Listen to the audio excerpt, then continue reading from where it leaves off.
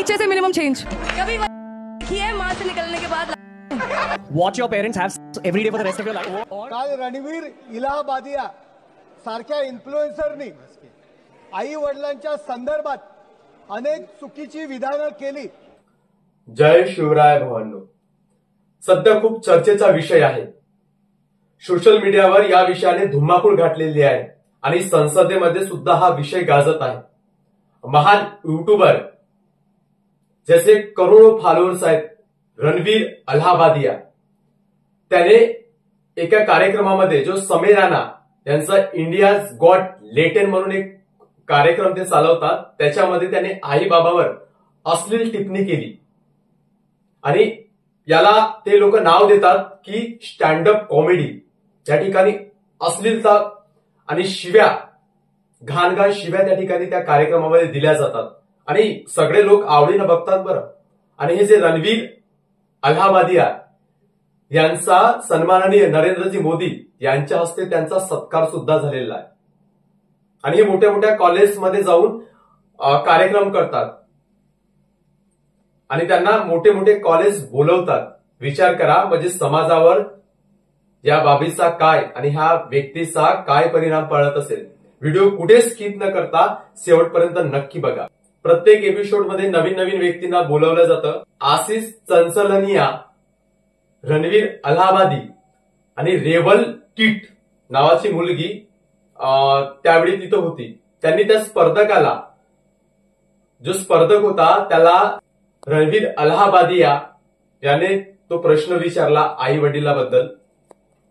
ते बघा ह्या व्हिडिओच्या माध्यमातून। नीचे से मिनिमम चेंज कभी किए मां से निकलने के बाद Watch your parents join in once and stop it. Watch your parents have every day for the rest of your life. और अपने पकड़ लीजिए तुरंत। और would you join in once and stop it forever? Join in.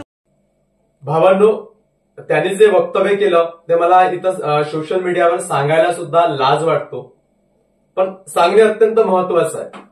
त्यांनी म्हटलं की तुमच्या आई वडिलांना आयुष्यभर सेक्स करताना बघायला आवडेल काय?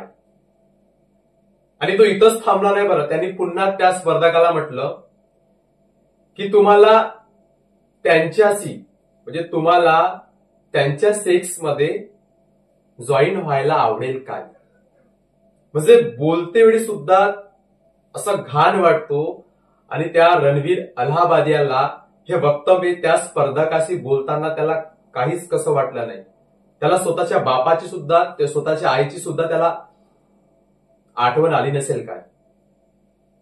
आणि त्यांनी आणखी पुन्हा एक वक्तव्य केलं, मैं 2 करोड देता मेरा नीचे का।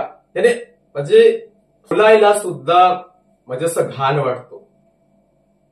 आणि हे बघा, संसदेमध्ये सुद्धा हा विषय घेण्यात आलेला आहे। हा व्हिडिओच्या माध्यमातून आज संसदेमध्ये सोशल मीडिया, पॉडकास्टर आणि OTT प्लॅटफॉर्मवर जे चुकीच्या पद्धतीने भारतीय संस्कृतीवर घाला घालण्याचे जे प्रयत्न सुरू आहेत, याविषयी विशिष्ट कायदा झाला पाहिजे या संदर्भात या ठिकाणी बोलत आहे। काल रणवीर इलाहाबादिया सारख्या इन्फ्लुएन्सरनी आई वडिलांच्या संदर्भात अनेक चुकीची विधानं केली। आपल्या संस्कृतीवरती घाला घालण्याचं काम ही सर्व मंडळी करत आहेत। OTT प्लॅटफॉर्मवर लोकशाहीच्या नावावरती चुकीच्या पद्धतीने विषय हँडल करायचे, देवदेवतांच्या विरुद्ध चुकीच्या पद्धतीने बोलायचे, याला कारण OTT प्लॅटफॉर्मवर कोई भी म्हणजे भावांनो, विचार करण्याची काळाची गरज आहे।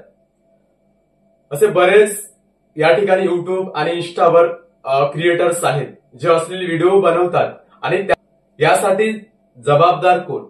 ह्या अश्लीलतेला आपणच बढावा देतो। यांचे करोडोमध्ये फॉलोअर्स आहेत, जे करोडो व्यक्ती आहेत ते यांचे व्हिडिओ बघतात आणि समाजामध्ये काय मेसेज जात असेल। आज जर वयाचा 12-13 वर्षाचा मुलगा सुद्धा युट्यूब, इन्स्टा चालवतो, त्यांच्यापर्यंत हा व्हिडिओ जाणारच आहे, त्यांच्यापर्यंत हा व्हिडिओ गेलाच असेल आणि निश्चितच कुठेतरी हा बदलायला हवं। समाजामध्ये जे अश्लीलता थांबायची असेल, जे असे युट्यूबर्स आहेत त्यांना आपलं एकीसी बळ दाखवून द्यायला पाहिजे। आपली महाराष्ट्राची संस्कृती काय आहे, आपल्या महाराजांनी काय शिकवण दिली आहे याचं थोडं आपण गांभीर्य घेतलं पाहिजे. आणि काही कंटेनर्स असे सुद्धा आहेत की ते आज त्यांचे लाखो करोडो फॉलोअर्स आहेत आणि ते ऍटिट्यूड दाखवत आहेत. त्या सगळ्यांना म्हणजे त्यांना कुठंतरी असं वाटतं की आपण खूप मोठ्या पदावर गेलो, पण हे ते विसरत आहेत की त्यांना त्या ठिकाणी पोहोचवणारे तुम्ही आम्हीच आहोत. आणि जर असं कोणी व्यक्ती करत असेल तर त्यांची जागा त्यांना दाखवा आणि आपण करू शकतो ते. त्यासाठी तुम्हाला मला सगळ्यांना एकत्र यावं लागेल आणि कुठंतरी ह्या समाजामध्ये जी अश्लीलता पेरली जाते ना तिला कुठंतरी थांबवावंच लागेल.